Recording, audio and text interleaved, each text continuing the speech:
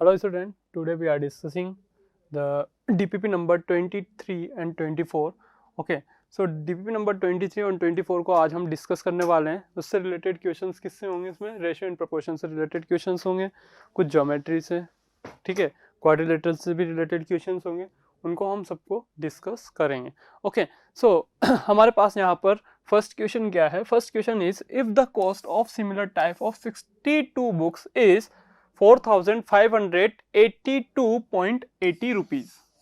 हमारे पास यहाँ पर किन 62 बुक्स का कॉस्ट प्राइस है, बुक्स का कॉस्ट प्राइस 4582.80 रुपीज।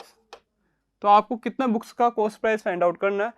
20 बुक्स का 20 बुक्स का कॉस्ट प्राइस क्या होगा आपको यहाँ पर शो करना है। अब 20 बुक्स का कॉस्ट प्राइस, इफ 62 बुक्स का कॉस्ट प्राइस दिस पीस, तो वन बुक का कॉस्ट प्राइस क्या होगा? यूनिटरी मेथड जो कि हमने डिस्कस किया था लास्ट क्लास में भी।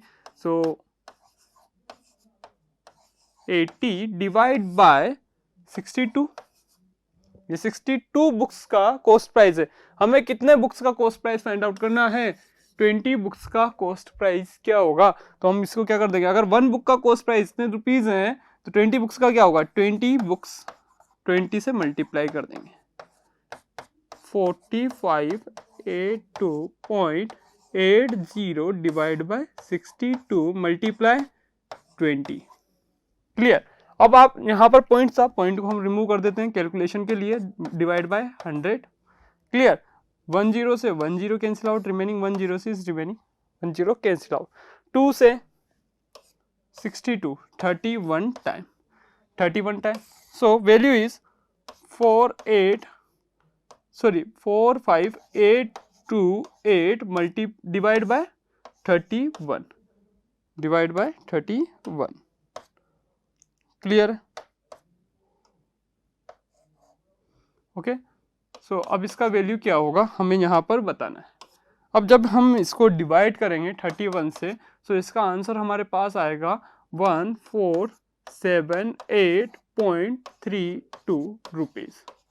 तो if 62 books cost price is 4582.80 rupees, then one book cost price is divided by 62, then 20 books cost price is 1478.32 rupees. So option C is right.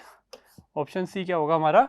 Right होगा, जिसका आंसर क्या होगा? 20 बुक्स का 1478.32 रुपीज। नेक्स्ट क्वेश्चन देखते हैं। N electrician earn 18.75 पर हार। कितना अर्न करता है? 18.75 रुपीज पर हार अर्न करता है। सो वन हार में कितना अर्न कर रहा है? 18.75 रुपीज। क्लियर है? इफ ही वर्क 20 हार दिस मंथ, अगर वो इस मंथ कितना 20 हार वर्क करता है, then how much did he earn? तो वो 20 हार 200 हार अगर वर्क करता है, सॉरी 200 है, वन हार में कितना अर्न करता है? तो हमें 200 हार का कितना अर्न करेगा ये फाइंड आउट करना हो तो हम क्या करेंगे? मल्टीप्लाई 200, कितना होगा? 18.75 मल्टीप्लाई 200। क्लियर? अब डिवाइड बाय 100, पॉइंट को रिमूव किया, डिवाइड बाय 100, 2 जीरो से 2 zero cancel out, remaining value 1875 multiply 2। सो 5 2 जा 10 पावर 1, 7 2 जा 14, 15 1, 18 2 जा 16, 17 1, 2 1 जा 2 3।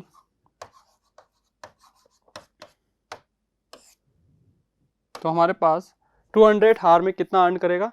3750 rupees. So option B is right.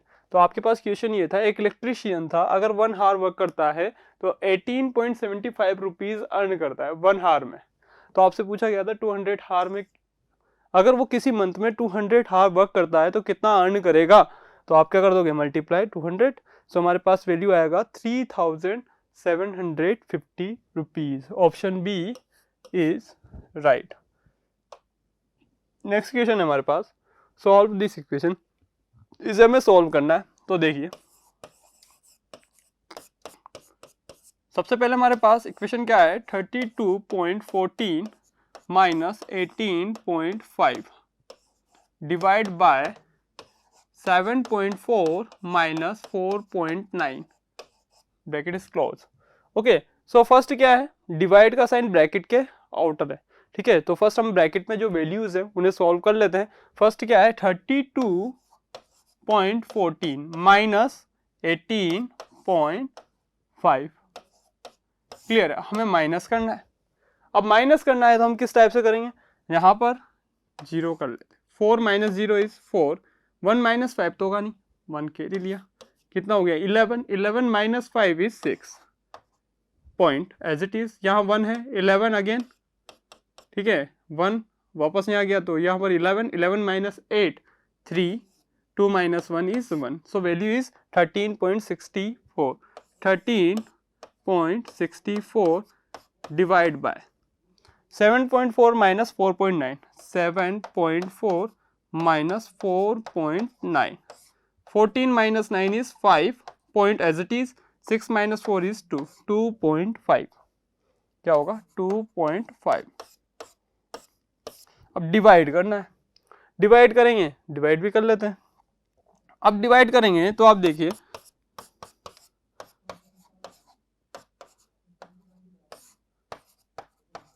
okay, so point is removed, then after 1 by 100 and this point is removed 10, 1 0 से 1 0 cancel out, okay, 2 से cancel कर देते हैं पहले इसे, 2 से जब ये कैंसिल होगा तो कितना टाइम होगा, 6 2 12, 1 8 2 और 2 से 5 time, okay, so 682 divide by 25 multiply 5, okay, then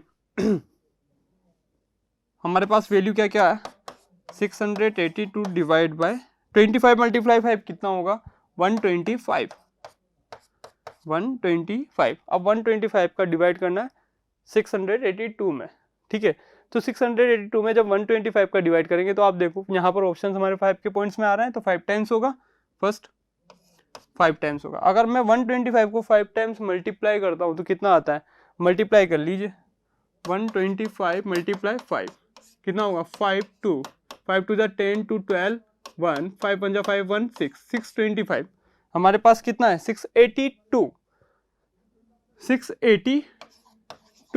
625 minus कर दीजिए, 12 माइनस 5 इज कितना होगा 7, 12 minus 5 is 7, 7 minus 2 is 5, 57 point हम यहाँ पर यूज करेंगे, अगेन 570,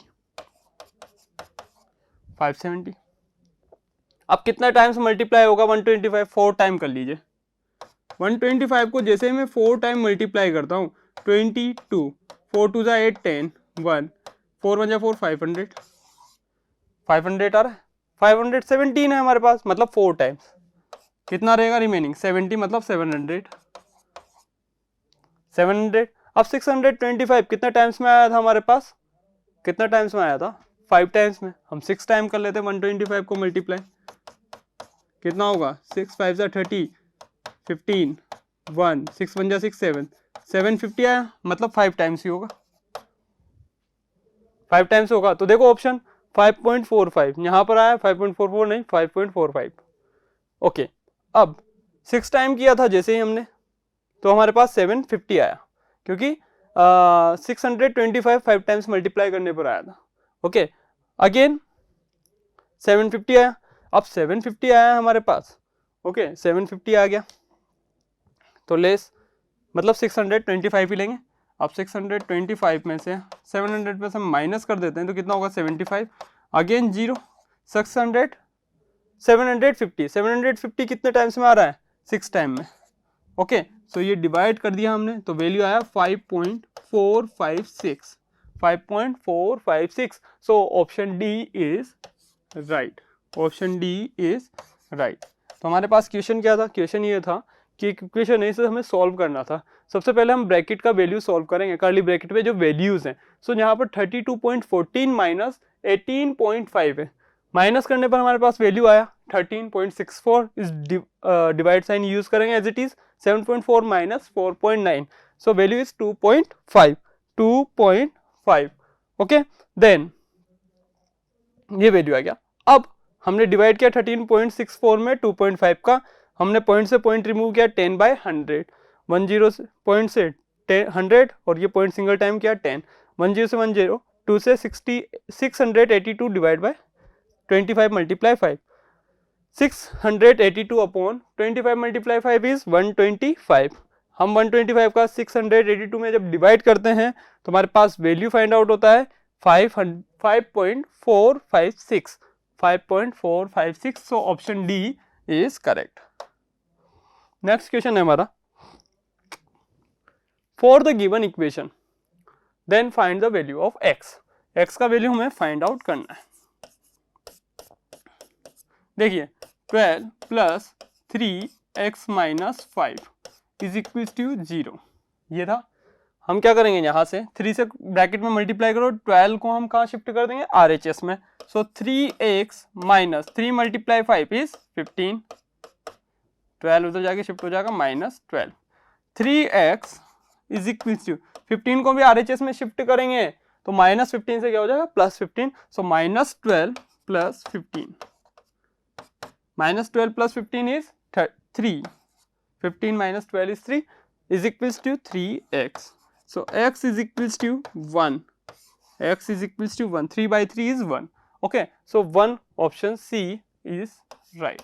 तो हमारे पास यहाँ पर क्वेश्चन क्या था, एक इक्वेशन था 12 plus 3 bracket x minus 5 is equals to 0, then find the value of x. Okay, so first 12 को हम शिफ्ट कर देंगे किसमें, RHS वैल्यू में। 3 से ब्रैकेट में मल्टीप्लाई किया 3x माइनस 15, 5 3 जा 15, 15 को भी हम शिफ्ट कर देंगे RHS में।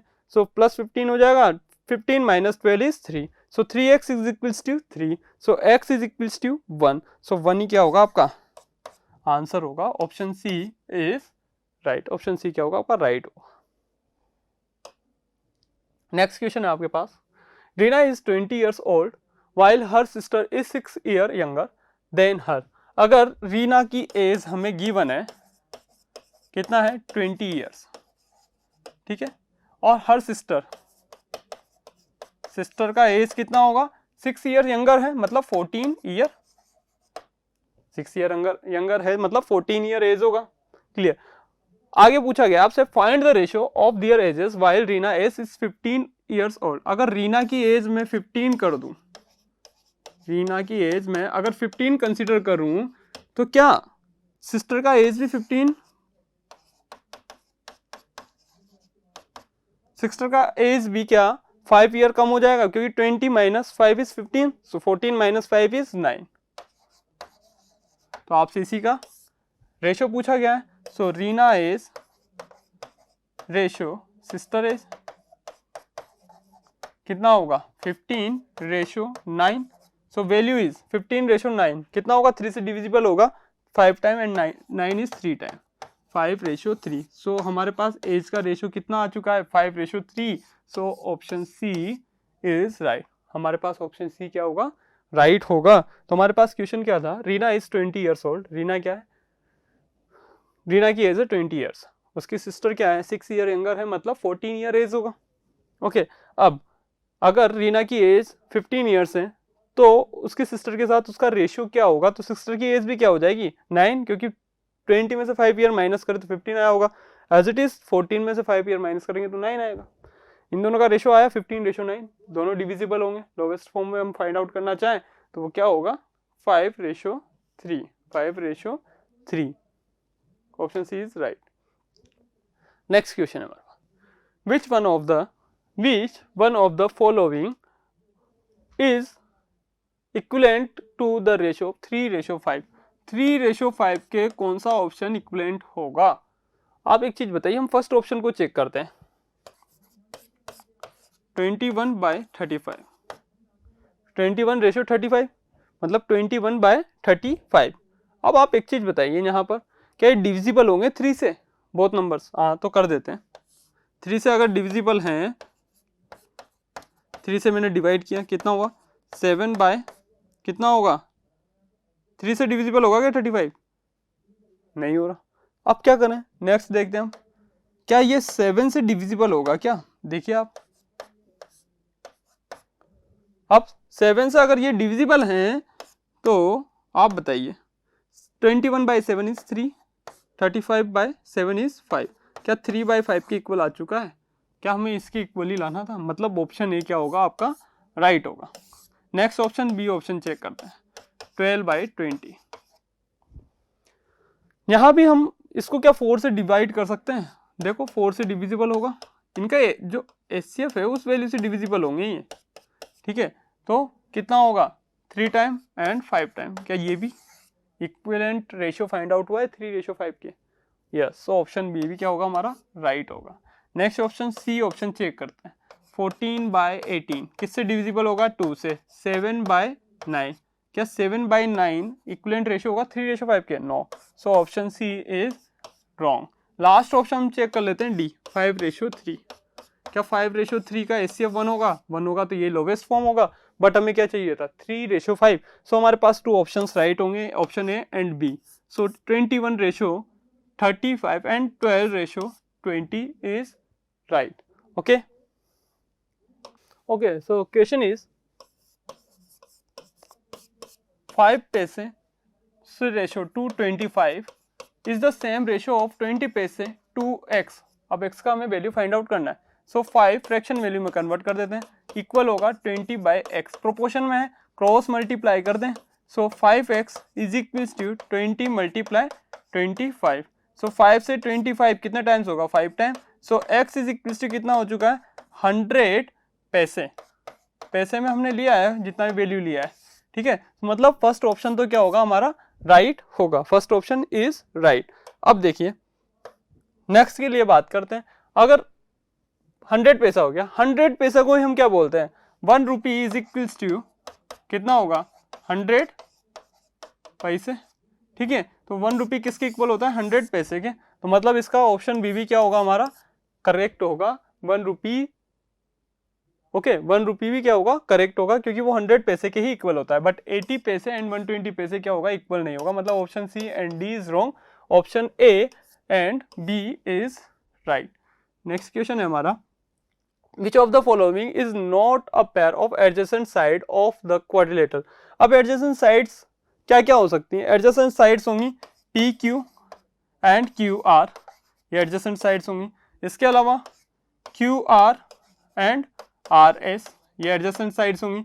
This side and this side is adjacent sides, मतलब R S and S P, and remaining is this is equals to this P Q comma P S, ये एडजेसेंट साइड्स होंगी हमारी। अब आप देख लीजिए इसमें से क्यू आर और पी क्यू है, मतलब ये तो होंगी एडजेसेंट साइड। क्यू आर और R S, Q R and R S ये भी हैं, R S and S P, S P and S R भी हैं, P Q P Q R S है, यहाँ पर पी एस होता, मतलब ये नहीं होगी एडजेसेंट। आपसे क्या पूछा है? Which of the following is not a pair of adjacent side, मतलब option D is right. So option D क्या होगा हमारा राइट होगा, ऑप्शन डी क्या होगा हमारा राइट होगा, जिसमें पेयर ऑफ एडजेसेंट साइड नहीं होगा। क्लियर है। नेक्स्ट क्वेश्चन है हमारा, a line which intersect two और more lines adjacent points distinct points is called a to the given lines. आपके पास 2 और मोर लाइन्स है, वैसे इसको एक लाइन इंटरसेक्ट करती है डिस्टिंक्ट पॉइंट पर, इस पॉइंट पर किया, इसको इस पॉइंट पर, इसको इस पॉइंट पर। तो जो ये लाइन है, इस लाइन को हम क्या बोलते हैं? इस लाइन को बोला जाता है ट्रांसवर्सल लाइन। ट्रांसवर्सल लाइन क्या बोलेंगे? इसे हम ट्रांसवर्सल लाइंस बोला जाता है। क्लियर। तो अगर मोर देन 2 लाइंस को अगर एक सिंगल लाइन इंटरसेक्ट करती है डिस्टिंक्ट पॉइंट पर, तो उस लाइन को क्या बोला जाता है? Transversal line. Clear. Next question है हमारे पास, the number of diagonals in a septagon is. Septagon में नंबर ऑफ डायगोनल्स कितने होंगे? अब सेप्टागोन बना लीजिए, 1 2 3 4 5 6 7, ये सेप्टागोन बन चुका है। अब नंबर ऑफ डायगोनल्स हमें यहाँ पर पता करना है। देखिए नंबर ऑफ डायगोनल्स देख लेते हैं। देखिए इस पॉइंट से लेके चलता हूँ मैं, 1 2 3 4, नेक्स्ट पॉइंट इज 1 3 4 हो गया, 5 6 7 8, ओके। देन इस पॉइंट से ले लेते हैं, 9, 10, 11, ये तो ऑलरेडी है 11, दिस 12, 13, इससे भी हो चुका है 14। ओके, इससे देखते हैं 1 2 3 4, इससे भी हो चुका है 1 2 3 4, इससे भी हो चुका है 1 2 3 4, मतलब कितने डायगोनल्स हो गए 14। सो हमारे पास ऑप्शन डी क्या होगा, ऑप्शन डी क्या होगा हमारा, राइट होगा, 14 इज अ करेक्ट आंसर। तो ये सेप्टागोन था हमारे पास, सेप्टागोन क्यों बोला, 7 साइड्स होंगी 1 2 3 4 5 6 7, और इनसे डायगोनल हमने अभी बताया निकाल के, 14 is correct answer. Okay, next question है हमारे पास, what is now a is the basic unit of geometry. Basic unit को किस नेम से जाना जाता है ज्योमेट्री का, पॉइंट। क्लियर है, तो क्या होगा, basic unit of a geometry is point. Okay, next, which of the following are interior points of the given angle. इनमें से कौन से पॉइंट इंटीरियर पॉइंट होंगे जो हमें गिवन एंगल है उसमें। अब इंटीरियर पॉइंट्स क्या होंगे, ए ओ बी के इंटीरियर जो भी होंगे वो पॉइंट्स क्या होंगे, इंटीरियर पॉइंट्स होंगे। सो आप देख पा रहे होंगे Q P sorry R Q and S, R Q and S. So option B is correct, right. Okay, so option B R Q S is a correct. Next है हमारे पास, name the mid points of the sides of triangle. अब इस triangle में जो mid points हैं उनके name क्या क्या हैं। आप देखो जहां भी ये सिंगल लाइन से कट हो रहा है ये पॉइंट क्या होगा, मिड पॉइंट होगा।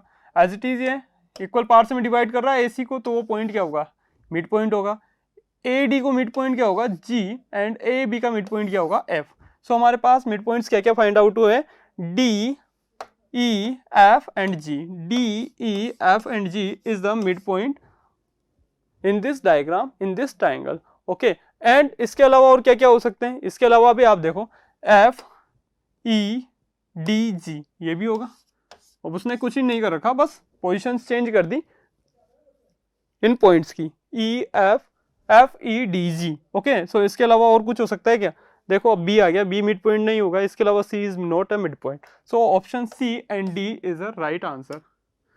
नेक्स्ट है हमारे पास, look at the angle marked on this shape.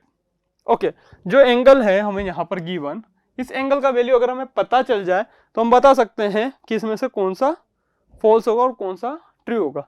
अब आप एक चीज बताइए, कितने साइड्स हैं, 1 2 3 4 5 6 7 8। So number of sides is 8, मतलब ऑक्टागोन होगा ये, ऑक्टागोन है, number of sides is 8। Okay, so sum of interior angles हम निकाल देते हैं, n-2 multiply 180, sum of interior angle यही होता है। ईच एंगल की ये बात करें, क्योंकि इस एंगल का हमें पता चल जाए तो पता कर सकते हैं, ईच एंगल की बात करें डिवाइड बाय n। n क्या है यहाँ पर, number of sides is 8, 8-2 multiply 180 divide by 8।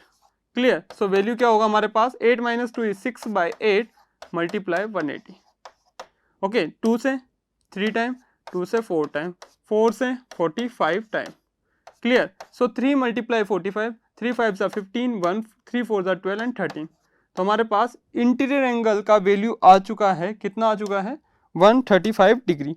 अगर इंटीरियर एंगल, इस एंगल का वैल्यू 135 है तो अब हम ऑप्शन चेक करते हैं। First is greater than the right angle, yes greater than है right angle 135 degree, equal to the right angle, no this is wrong. Okay, और हमें यहाँ पर क्या बताना था, फॉल्स स्टेटमेंट ही चेक करना था, मतलब बी स्टेटमेंट क्या होगा, फॉल्स होगा। Next statement, less than right angle but it is greater than 90 degree, so right angle से ग्रेटर देन होगा। Okay, so option C is false. Okay, last option D is equals to 135, so option D is perfectly right. Okay, so two options यहाँ पर false होंगे, option B and C is a false. Next question है हमारे पास, in the given triangle T is the midpoint of QR, find। अगर T midpoint है QR का तो हमें पता करना है कुछ क्वेश्चन से उनके आंसर। फर्स्ट ए ऑप्शन का आंसर क्या होगा हमारे पास, side opposite to vertex Q, Q vertex से अपोजिट साइड कौन सी होगी, P R. Okay, so P R होगा इसका फर्स्ट का एक आंसर। B part is median of triangle P Q R, so P Q R का मीडियन क्या होगा, पी टी, जो क्यू आर को 2 इक्वल पार्ट्स में डिवाइड करता है. सो P T is the median of triangle P Q R, P T. Next है हमारे पास थर्ड इसी part is line segment equal to Q T. Q T के इक्वल लाइन सेगमेंट कौन सा होगा? टी आर, क्योंकि मिड पॉइंट है टी जो इक्वल पार्ट्स में डिवाइड करेगा क्यू आर को. Q T plus T R is equal to Q R. So option, so answer is T R. Next question है हमारा फाइंड द फॉलोइंग एंगल्स. अब angles हमें find out करना है. Already हमें गिवन है क्वेश्चन में एक डायग्राम जिसमें कुछ एंगल्स हमें गिवन है. So first angle is angle A O D. A O D मतलब ये एंगल हमें फाइंड आउट करना है. अब देखिए यहाँ पर क्या होगा, 40 प्लस 20 प्लस 30 कितना हुआ? 90. यस सुनो, 40 plus 20 is 60, 60 plus 30 is 90 degree. So angle A O D हमारे पास कितना आ चुका है? 90 डिग्री. ओके, देन नेक्स्ट बात करते हैं. नेक्स्ट एंगल इज सी ओ ए. सी ओ ए मतलब दिस एंगल. अब इस एंगल का वैल्यू क्या होगा?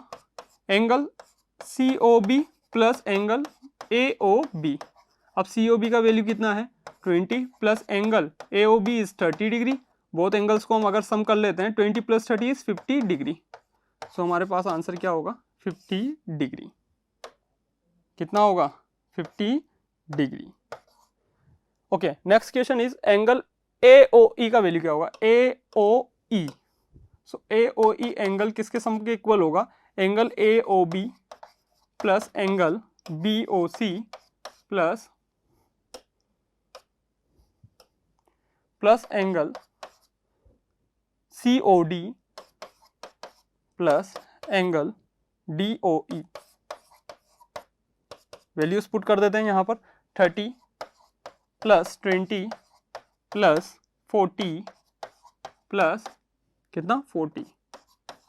ओके, सम कर दीजिए. एंगल्स का सम करते हैं. 30 plus 20 is 50, 50 plus 40 90, 90 plus 40 is 130, 130 degree. So angle A O E is 130 degree. Okay, so thank you everyone.